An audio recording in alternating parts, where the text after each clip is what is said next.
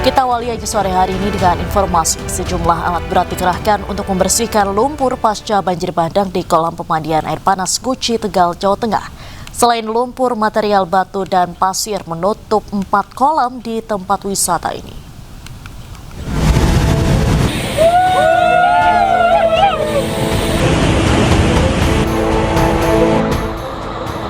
Petugas gabungan mengerahkan alat berat untuk membersihkan material banjir bandang yang menerjang Taman Wisata Alam Pancuran 13 Guci, Kabupaten Tegal, Jawa Tengah. Pengelola wisata Guci terpaksa menutup sementara Pancuran 13 hingga batas waktu yang belum ditentukan. Sementara itu Pancuran 5 yang berada di bawah Pancuran 13 perlu waktu 2 hari untuk pembersihan material batu dan pasir. Penanganan banjir bandang Sungai Gung yang melimpas ke Pancuran 13 dan Pancuran 5 dan di aluran Sungai Gung saat ini kondisi sudah normal. Sejak tadi malam sudah normal sebenarnya, cuma memang pasca akibat luapan banjir ini kita semuanya dari TNI Polri, dari masyarakat, dari PUW dan stakeholder pelaku usaha wisata Guci gotong royong untuk menangani pasca banjir. Yang pertama lumpur ya. Sebelumnya bencana banjir bandang menerjang kawasan wisata Guci di Kabupaten Tegal, Jawa Tengah Sabtu sore.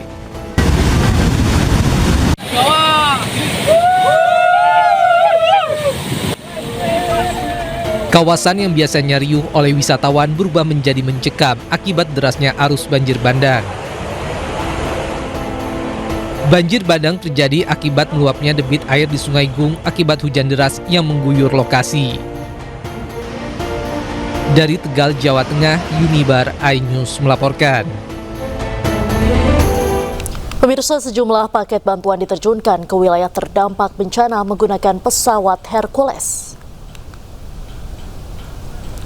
TNI Angkatan Udara mengemas paket bantuan oleh rigger berpengalaman. Petugas memastikan muatan aman dan siap diterjunkan.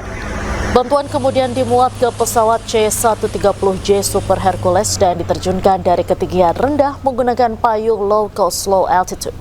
Metode ini memungkinkan paket bantuan turun secara stabil, tepat sasaran, serta meminimalkan risiko kerusakan. Nantinya bantuan dapat diterima dan segera dimanfaatkan oleh masyarakat di wilayah terdampak bencana.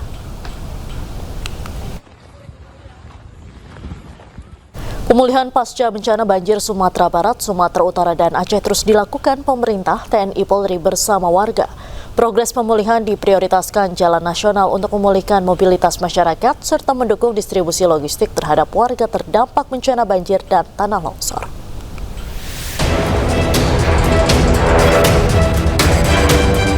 TNI Angkatan Laut melalui Pangkalan TNI AL Sibolga turun langsung membantu warga terdampak bencana di Kelurahan Tuka, Kabupaten Tapanuli Tengah, Sumatera Utara dalam upaya menemukan titik sumber air bersih serta menyalurkan pipa air secara gratis.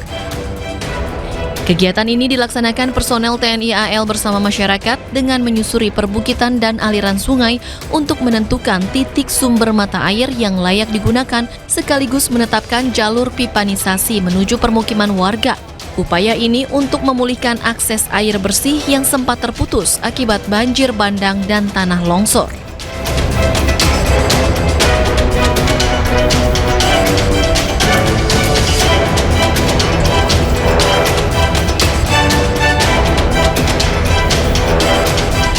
Sementara di Sumatera Barat, progres pemulihan tahap awal Jalan Nasional Lintas Padang Bukit Tinggi di kawasan Lembah Anai yang terputus akibat banjir bandang akhir November 2025 hampir rampung sepenuhnya. Proyek ini menjadi prioritas pemerintah pusat karena jalur Lembah Anai merupakan akses strategis penghubung Kota Padang dan Bukit Tinggi, serta untuk memulihkan mobilitas masyarakat dan mendukung distribusi logistik terutama menjelang akhir tahun. Kepala Balai Pelaksana Jalan Nasional Wilayah Sumatera Barat menegaskan pekerjaan lanjutan ditargetkan selesai paling lambat Juli 2026 sekaligus mengembalikan konektivitas vital antar wilayah. Selain itu, akibat dari banjir bandang yang menerjang Kabupaten Gayo Lues membuat sejumlah akses jalan dan jembatan penghubung terputus. Hal ini mengakibatkan terhentinya alat transportasi dan membuat warga kesulitan mendapatkan gas LPG untuk memasak di Desa Berhut, Kecamatan Terangut. Sejak banjir bandang di Kabupaten Gayo Lues, Aceh pada Rabu 26 November 2025 lalu melumpuhkan ekonomi bahkan kehidupan sosial di tengah masyarakat. Warga harus memasak menggunakan kayu. Selain itu, warga juga mengeluhkan penerangan yang hingga kini belum dapat dirasakan sejak banjir bandang yang menimpa wilayah ini. Tim Liputan iNews melaporkan. Kita beralih ke informasi lain, pemirsa. Memasuki libur Natal dan Tahun Baru, ribuan kendaraan mulai meninggalkan Jakarta melalui akses tol Cikampek. Di ruas tol Cikampek cukup lengang, kendaraan yang melintas mayoritas kendaraan pribadi dan kendaraan umum. Ruas tol Cikampek kilometer 47 terpantau ramai lancar dari arah Cikampek menuju Jakarta. Namun, arah sebaliknya dari Jakarta menuju Cikampek lengang, lebih sedikit volume kendaraan yang melintasi ruas tol. Kendaraan yang melintas didominasi kendaraan roda 4, bus antar kota antar provinsi, dan kendaraan angkutan barang. Menurut data Jasa Marga, sebanyak 39.251 kendaraan yang telah meninggalkan Jakarta per hari ini.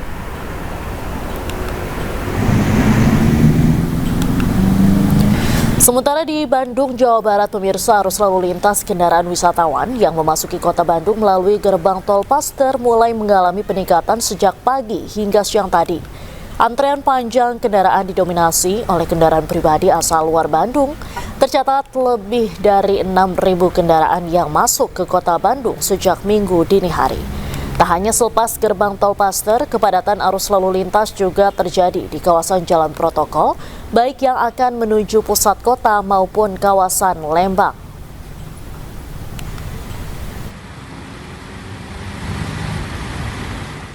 Untuk mengetahui informasi terkini, kita langsung bergabung dengan rekan Anissa Rizkia yang berada di ruas tol Cikampek kilometer 47 Karawang, Jawa Barat, dan ada rekan Ervan David di ruas eksit tol Paster, Bandung, Jawa Barat.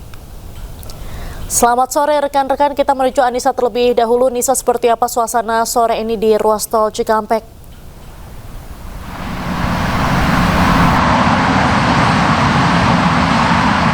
Iya, selamat sore Diandra dan juga pemirsa. Pantauan dari siang tadi hingga sore hari ini memang di ruas jalur tol Cikampek Jakarta kilometer 47 ini terpantau ramai lancar, baik itu dari arah Jakarta menuju Cikampek dan Bandung, begitu juga dari arah sebaliknya. Dan memang kalau dilihat begitu ya, untuk kendaraan yang melintas di jalan maksud kami di jalur tol Cikampek ini didominasi oleh kendaraan pribadi roda 4. Selain itu juga ada sebagian kendaraan umum, yakni bus antar kota antar provinsi yang melintas di kawasan area jalur tol Cikampek Jakarta di kilometer 47. Yang kita tahu bahwa menurut data dari Jasa Marga memang adanya peningkatan lonjakan kendaraan, yaitu kendaraan yang meninggalkan Jakarta menuju ke arah Cikampek. Ini peningkatannya sebanyak 27%, yaitu di angka 39.251 kendaraan, yang mana dibandingkan dengan hari biasa lalu lintas normal ini hanya di angka 30.713. Dan kalau dilihat memang dari layar televisi Anda, memang ini terlihat bahwa kendaraan dari arah Jakarta menuju Cikampek ini bisa saya katakan lengang. Namun jika dibandingkan sore hari ini dari arah Cikampek menuju Jakarta sudah mulai mengalami kepadatan, namun kepadatan ini bisa saya katakan ramai lancar begitu.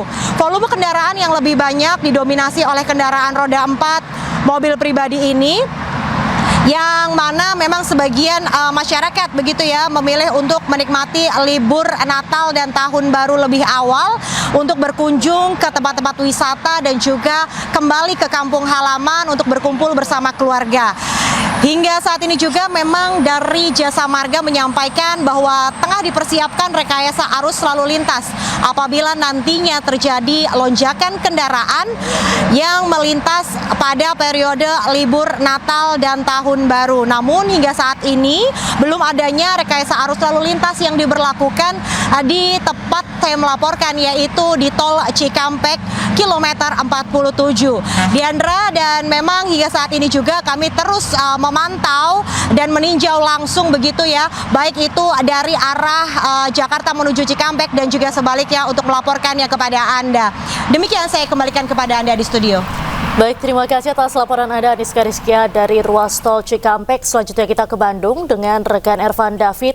Ervan, bagaimana situasi terkini di Bandung? Apakah ada peningkatan kendaraan yang memasuki wilayah Bandung?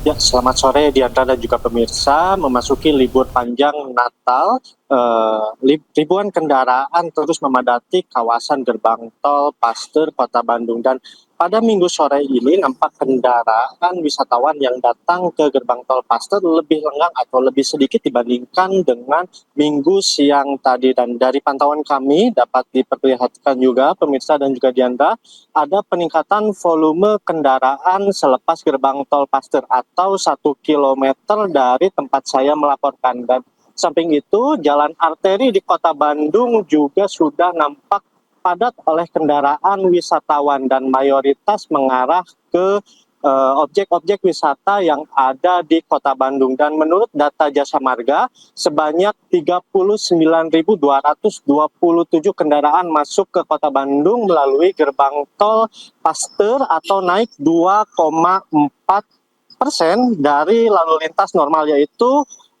sebesar 38.442 kendaraan. Sementara untuk lalu lintas di Jawa Barat menuju Bandung dan juga gerbang tol Cileunyi tercatat total ada 78.416 kendaraan atau naik 3,71% dibandingkan dengan lalu lintas normal. Dan diprediksi untuk puncak arus libur panjang Natal dan Tahun Baru ini terjadi 3 kali, yaitu tanggal 23 Desember atau esok hari, 28 Desember 2025, dan 1 Januari 2026.